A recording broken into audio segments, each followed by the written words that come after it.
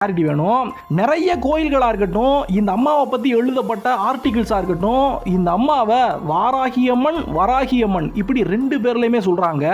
ஆனா இந்த அம்மாவுடைய மூல மந்திரம், இவங்களோட காயத்ரி மந்திரம் இதையெல்லாம் எடுத்து பார்த்தாலும் சரி, ரொம்ப பழமையான கல்வெட்டுகள், வேத புராண விளக்கங்கள் இதையெல்லாம் ரெஃபர் பண்ணாலும் சரி, பெரும்பாலும் இவங்களை வாராகி அப்படின்னு தான் சொல்றாங்க. சரி, இந்த வாராகியுடைய வரலாறுக்குள்ள போறதுக்கு முன்னால இந்த அம்மா எப்படிப்பட்ட சாமி நம்ம தெரிஞ்சுக்கணும்.